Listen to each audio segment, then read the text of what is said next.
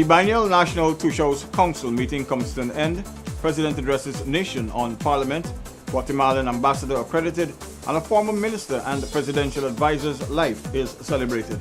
We'll have the details of these and other presidential activities in this week's edition of The Diary for the period November 1 to November 7, 2014. I'm Paul McAdam. The National Two Shows Council meeting came to an end on November 1.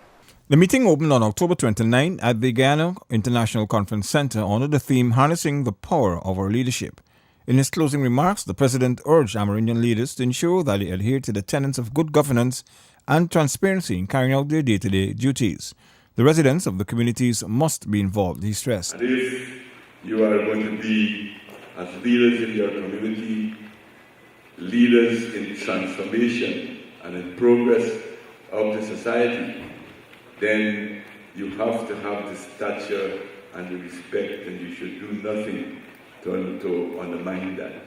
And the way to do that is by being completely transparent, completely open, to manage the affair of the villages in this manner, so that you can build the confidence of your people and serve too as an example within the community, so that when others will come to succeed, they will try to improve on what you have done. The government's approach to developmental programs and policy making has always been based on a strong consultative process, and as such, the annual NTC meeting is seen as being extremely useful in understanding the needs of the people of the hinterland. Government, the President said, will continue to invest resources in building stronger village economies, notwithstanding the impediments and lack of cooperation at the political level. He lamented that many of the projects that his administration has envisioned to grow the country at a faster rate had been stymied. You yourselves are well aware over the last 3 years, because only this last budget, many of you came out to demonstrate when they were cutting the capital budget of the Ministry of Amerindian Affairs. And other ministries too, budgets have been cut, will affect many of you in the various villages, like the airstrip, having the airstrip in the different areas to so that you can get easy and faster access to people. Those things would have had a direct impact on some of the development of the various communities. So many of these things too are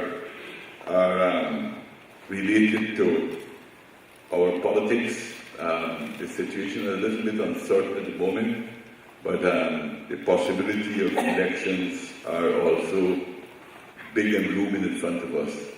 And in order for us to continue the direction and development that we have been going, it is essential that I ask you for your support in the period ahead, so that we can move things forward in Guyana and in our communities. With regards to issues raised, such as the shortage of exercise books in schools and insufficient medical supplies, the President agreed that there is still much work to be done to ensure more effective delivery of services. Two shows were also assured that mining and land issues will continue to be on the agenda of government until they are resolved to the satisfaction of all stakeholders. Trafficking in persons is another issue that will continue to receive constant attention, he said, and he urged that communities work closer with the relevant government agencies to better address this problem. The final day of the National Two Shows Council meeting saw the President handing over checks to Amerindian leaders from Ramadan, Yapokuri, Santa Rosa, Kupinang and Parmakatoy for the execution of income-generating and other projects. Leaders from Manawarin, Bethany, Kamwata, Mabura, Pariquanaro, Rewa, Kabakaburi, and Parmakatoy received tractors, whilst Karikara and Karasabay received plows. All-terrain vehicles will be given to residents of Simoni, El Paso, Maikobi, Maikwak, Kanapang, and Keku. Cassava mills will be handed over to the villages of Waramuri, Asakata, and Meriwau. A number of other communities also received minibuses to help with the transportation needs. Members of the Islamic community were hosted at a State House luncheon on November 1. The contributions of the Guyanese Muslim community were lauded by the President when he hosted a luncheon on the lawns of State House to mark the end of Eid al-Azha. I want to salute all the Muslim community for the contribution that they have been making in every aspect of life, in Guyana, from the highest forum in our cabinet, in the parliament, in public life, everywhere, in professional life, in medicine, in the legal profession, in engineering. In every area, they have been making a major, major contribution to the development of our society. Government, the president said, will always provide a strong foundation so that all can practice their beliefs freely. And if you go back in history and you look in every religion, in politics too, we know, and others, you'll find extremism. But they only emerge when there is intolerance, when there is oppression, to try to stifle these things. And that is why in Guyana we guard, like the apple of our eye, this whole concept of freedom of conscience, freedom of religion, to allow people to practice their beliefs in this atmosphere. And that is something that I, as president, and as a person, as a political fighter in my country, that is something that we will forever uphold, to give people and religions equal recognition, no discrimination on these grounds at all. He cited the example of his own family, which is very common across Guyana. And I come from a large family. We are 6 brothers, and 2 of us are married to Hindu girls, 2 are married to Christian girls, and 2 are married to Muslim girls. And that makes my family a very multicultural family. That makes our family totally intolerant to any kind of hostility, because to any religion in our family. And I know for a fact that I am not unique in that regard in this country, that there are many, many, many other families that I know have interreligious, interracial weddings and couples that have done well. And this is good for our society. It bodes well for our society and speaks well of the future. And that all of that is possible because of the freedom that we give to every opinion and every conviction in our society. The head of state was amongst hundreds celebrating the life of the late Naveen Chandra Paul on November 2nd. On November 2, glowing tributes were paid to the late presidential advisor Naveen Chandra Paul, as hundreds of relatives, family and friends, along with government and political party representatives, attended his funeral service at the Ghana International Conference Center. Leading the tributes was Minister of Culture, Youth and Sport, Dr. Frank Anthony. In our sadness and sorrow, we realize the fragility of life. Here now, breathing with hopes, and in a moment, gone, extinguished from this mortal world. And what remain as legacy is deeds done, good or bad, that will live on as memories in the hearts of people. The outpouring of tributes from friends, comrades, colleagues, family, and most of all, ordinary people, is a testimony to the measure of the man that we are honoring today. Guyana's Agriculture and General Workers Union President Komal Chand spoke of Chandra Paul's courage. He also remembered his service as a lecturer and administrator for the Gao organized classes, contributions to the Guyana Public Service Union, the Guyana Labor Union, the Critchell Labor College, and the Federation of Independent Trade Unions of Guyana. A passage from the teachings of Karl Marx was used to describe the contribution of his late party comrade by the People's Progressive Party's General Secretary and Home Affairs Minister, Clement Rohi. In it, Marx captures the essence of human endeavor, but reminds us of how men are constrained by time and space, geography and history. Because Naveen was a political scientist, mathematician, and physicist, he would have understood and grasped the essence of this sentence and recognized the historical context in which he functioned. In other words, he adhered steadfastly to the rigors of science. He never allowed himself to fall victim to pessimistic nor fatalistic thinking. He shunned metaphysics and obscurantist approaches to interpreting the laws of social development and opted for a dialectical and historical materialist approach. In fact, these were the subjects he taught at the Accabrey College of Social Sciences, the ideological school of the People's Progressive Party. President Donald Ramadhar described the time of his late advisor and confidant birth as being a product of the period in which he was born into, when Ghana was going through great changes and, according to the president, was pregnant with hope. The discipline and ability to stand with the PPP displayed by the late Chandra Paul during the Burnham administration was one to be admired, the president said.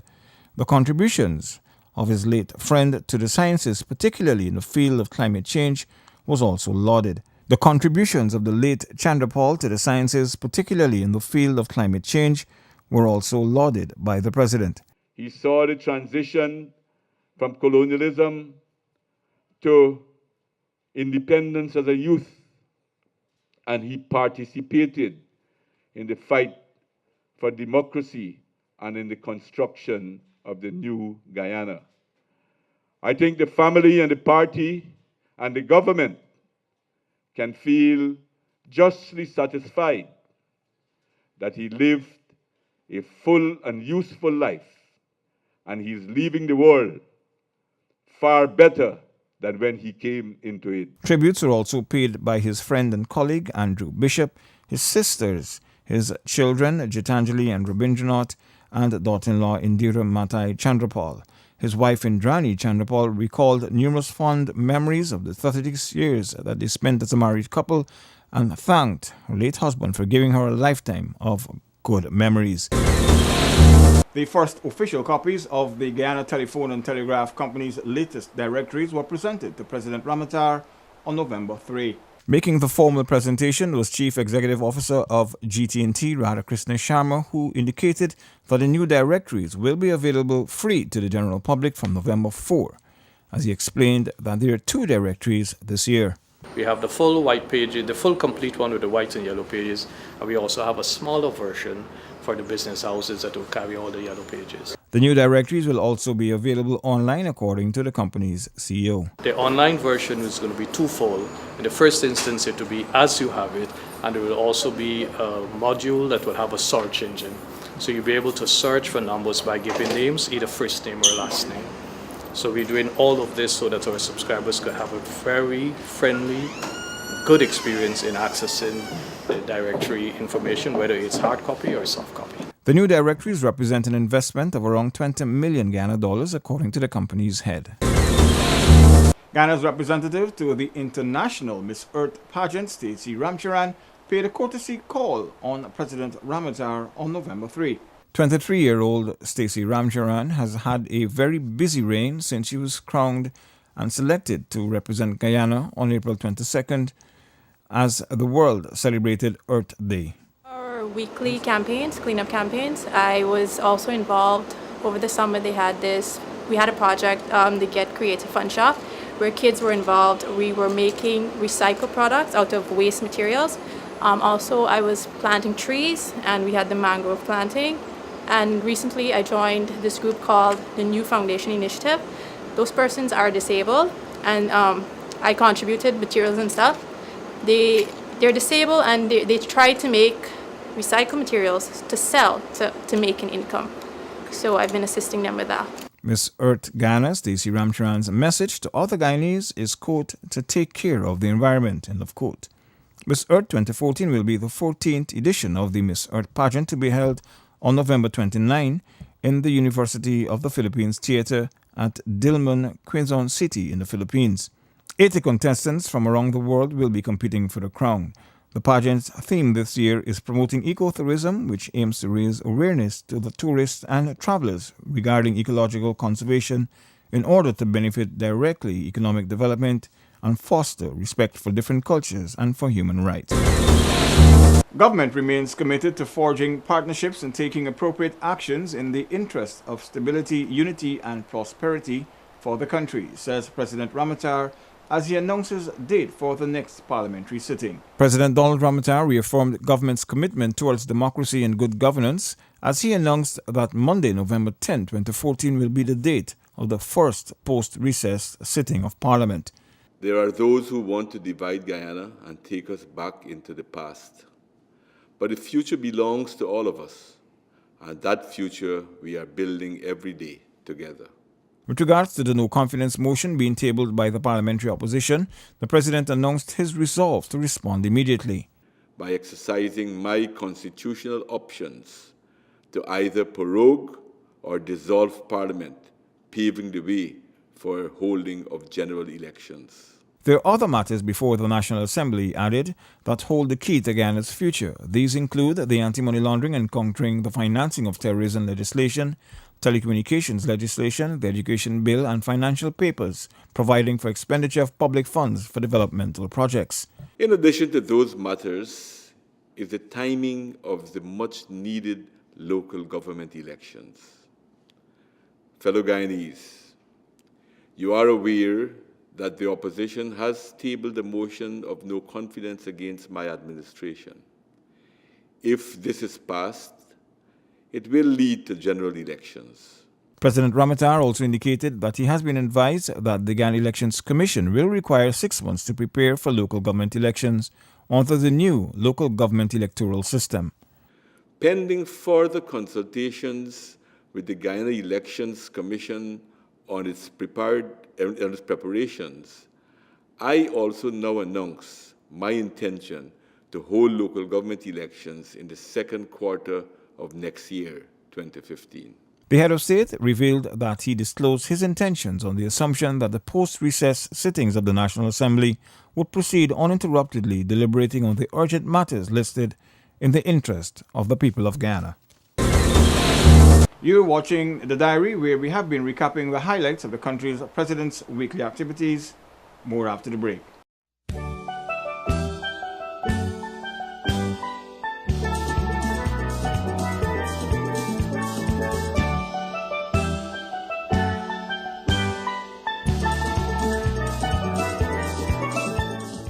Guyana as a tourist destination continues to receive international acclaim.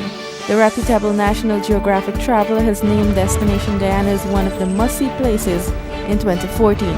The renowned magazine said Guyana is the best-kept secret in South America with stunning natural wonders. This year, increased focus will be placed on enhancing the standards within the industry, focusing on tourism products and services, multi-destination itinerary planning, events management, ecotourism, and sustainable principles and guidelines, as well as a grading scheme which will be developed for the industry. In an effort to respond more promptly to citizens, the Home Affairs Ministry has launched an online crime reporting system which allows citizens who possess or have access to cell phones, computers, or other devices with internet connections to report criminal activities. Citizens can get instant access to security personnel on BlackBerry Messenger via 280-4E429. Reports of corruption can also be made on www.ipaidthebribe.com. These reports can be made anonymously. Pick up a copy of the latest newspaper, The Guyanese, published by the Government Information Agency of Guyana with you, the diaspora, in mind. The Guyanese is available at over 100 locations, including Queens, Brooklyn, the Bronx, and the Guyana Consulate in Manhattan. Pick up your free copy of The Guyanese today. President and Commander-in-Chief Donald Ramadhar received a courtesy call from the United States 4-star General John Kelly and other military officials from the U.S. The visit to Guyana comes as the Guyana Defense Force celebrates its 49th anniversary with a series of activities to mark the event. The United States has been a long-time partner of the GDF, conducting numerous joint training exercises and exchange visits of officers and other ranks. The U.S. has also offered local ranks the chance to train at several of its prestigious military centers, and Guyana has reciprocated by offering courses to that country's military at its Jungle Warfare Training School at Macquarie and Essequibo. The U.S. military has also conducted several humanitarians in various communities across Guyana and continues to provide equipment to their local counterparts. A new ambassador from Guatemala has been appointed. Accepting the letters of credence from Guatemala's newly appointed ambassador, Giovanni Polanco, President Donald Ramadhar said that the recent exchange visits between the country's top foreign ministry officials have added significant momentum to relations since relations were formalized in 1992. With the conclusion of a memorandum of understanding on political consultations and a renewed commitment to develop a more active bilateral cooperation program, especially in the areas of agriculture, trade, and tourism.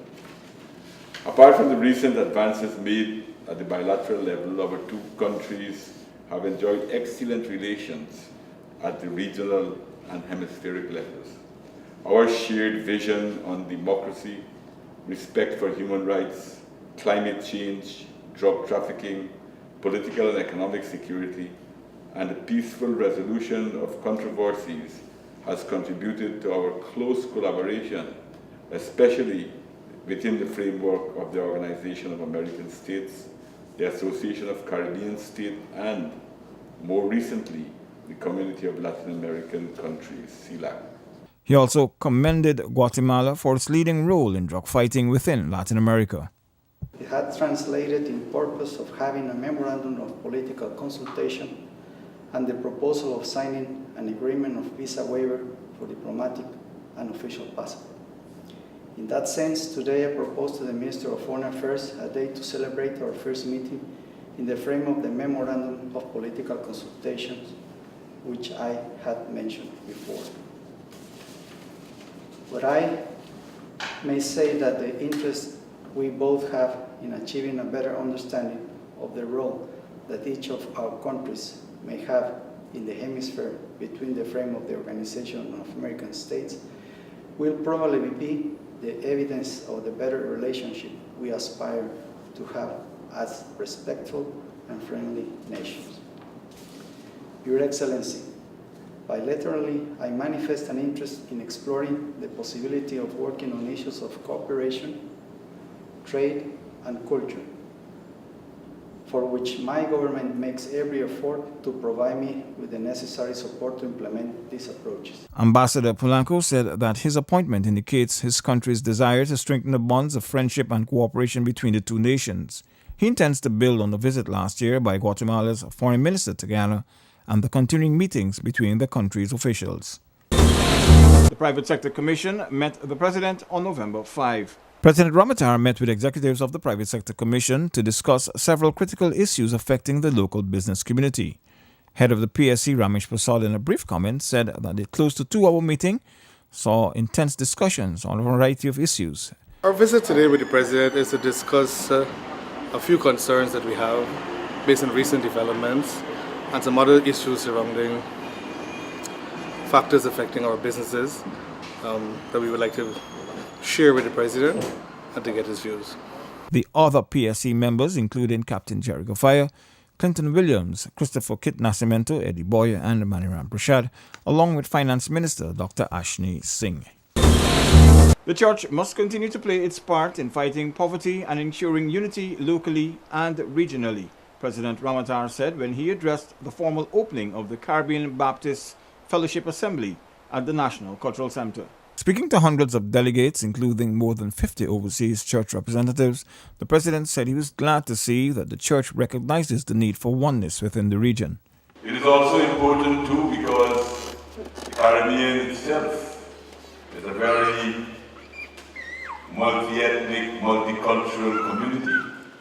Guyana in particular, in that regard, is very multicultural and multi-religious. And the preachings that is at the cornerstone of your church, one of unity, is extremely important in these types of societies. In an appreciation of everyone's culture and the preaching of unity of purpose, that is extremely important. And happy to recognize that.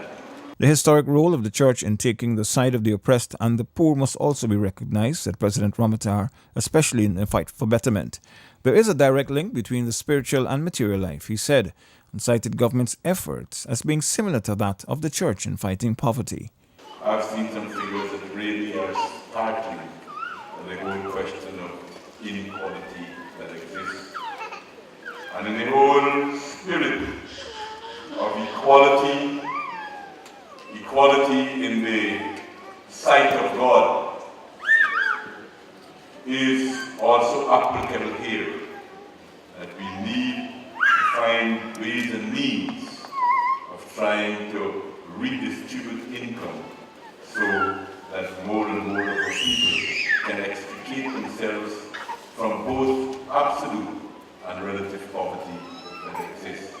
It is this need to redistribute wealth that has resulted in government using its social policy to assist in this regard, with the largest amount of expenses being put into the social sector and education, he explained.